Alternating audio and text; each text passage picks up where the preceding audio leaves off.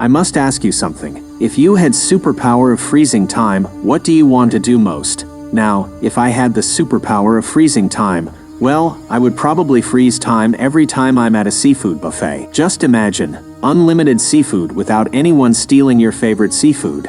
Ben Willis, an art student with a girlfriend so beautiful, like a crispy roast duck with smooth white skin, in a curvy shape. But today, Ben's girlfriend, Susie, broke up with him and his heart is crumbling into pieces. Breakup can be more painful than being hit by a big spiky durian on the head. Poor Ben, thinking he was too unromantic and boring. The next day at school, he finds out Susie is already dating someone else, so fast. Ben's friend tries to console him and says the best way to heal a broken heart is to jump into a new relationship. But Ben can't do it because all he can think about is Susie. Ben, you need to move on. There are plenty of fish in the sea. You can't keep pining for Susie forever. In a desperate attempt, Ben calls Susie and asks her to get back together. But Susie rejects him, saying her new boyfriend is treating her well. Poor Ben got rejected twice now. It's like getting a double slap to the face.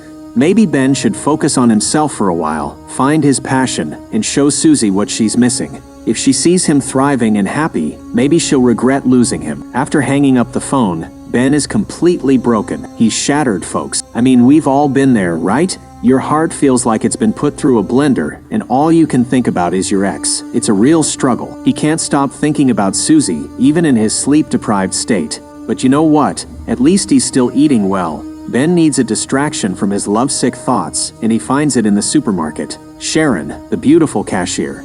I can understand the temptation. Who wouldn't want to spend time with a lovely cashier?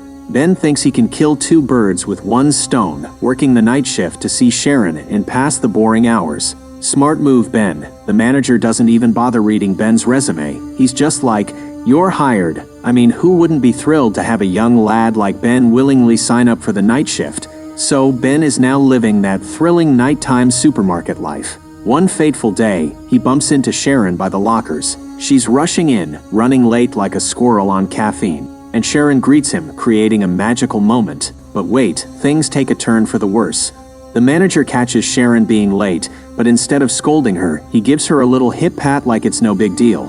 Ben's face turns into a frown emoji. That's not right. Poor Ben, feeling upset and lost. He stares at the food on the ground like it's his broken dreams. It takes the manager's voice snapping him back to reality to realize he has to work. Now let's talk about the struggle to kill time in that supermarket purgatory. It's 8 hours of boredom, my friends. But fear not, everyone's got their own methods. Sharon believes time slows down the more you care about it, so she avoids looking at her watch.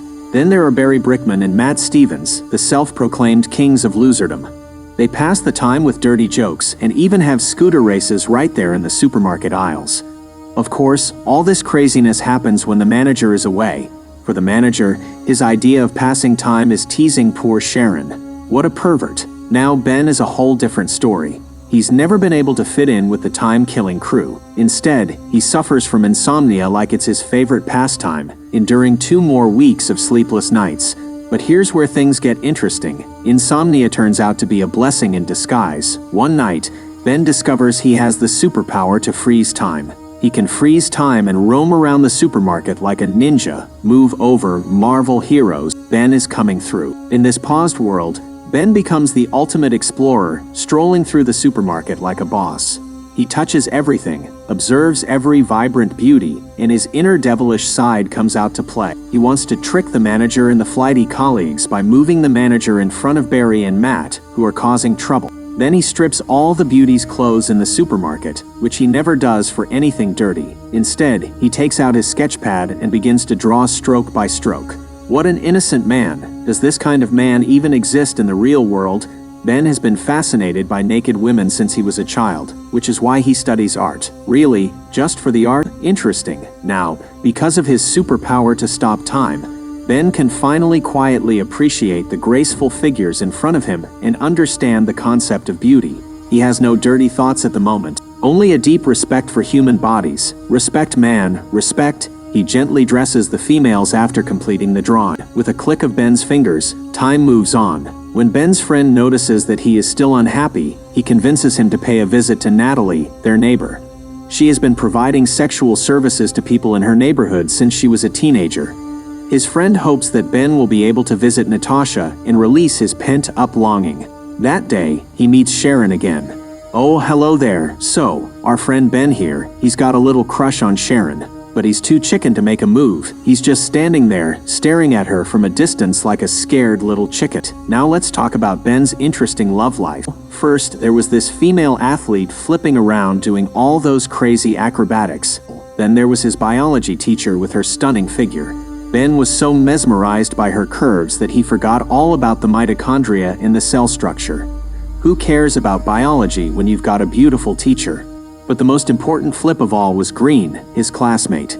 Green had a cast left hand from a little accident. After the plaster was peeled off, what was revealed was an arm covered in hair that could rival a werewolf's. It hurt her so much that all her classmates laughing at her. But there was our hero Ben, being all brave and approaching her to offer comfort. Smooth move, Ben. And wouldn't you know it, sparks flew and they fell head over heels in love. Green wanted to plant a smooch on Ben's lips, but poor Ben got so nervous, he ran away faster than lightning. Later, Green had to switch schools and jet off to America with her parents. That hit Ben right in the feels, and that's why despite his long-standing relationship with Susie, things didn't progress any further. And because of his cowardice, he ended up losing his loved one to a total loser.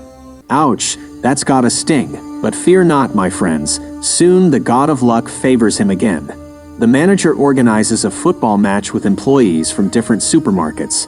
Since Ben discovered his superpower of freezing time, instead of using it to win the football game and impress the manager, he had his eyes set on creating a chance to be alone with Sharon.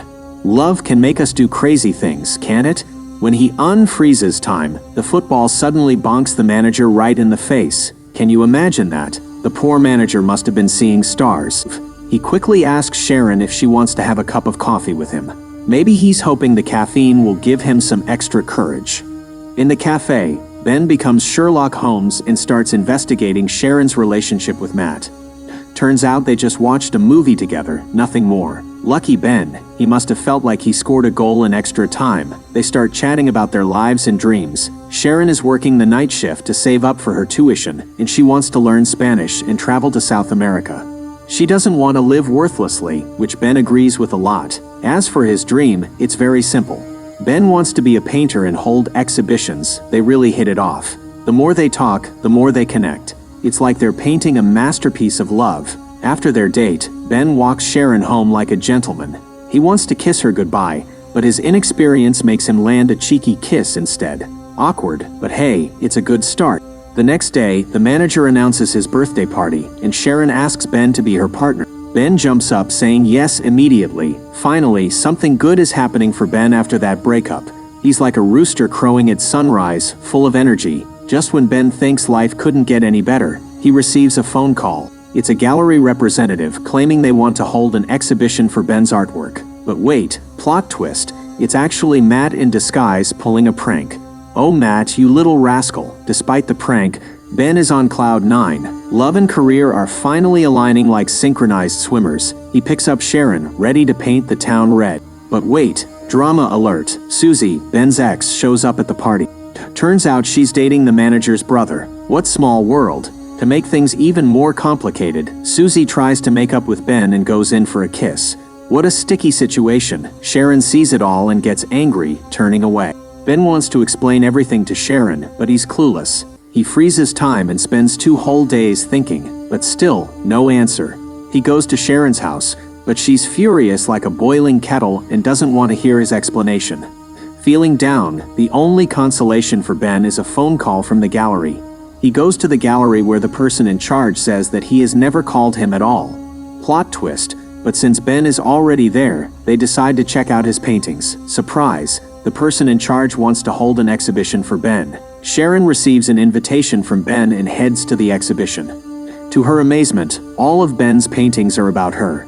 Very smart Ben. No need for words, let the paintings do the talking. In a romantic snowy scene, Ben freezes time again and takes Sharon out of the gallery. In the midst of the falling snowflakes, they share a deep and passionate kiss. So what do you think of the movie? Leave your thoughts in the comments below. And if you enjoyed the video, please like and subscribe to our channel for more movie recaps. See you next time.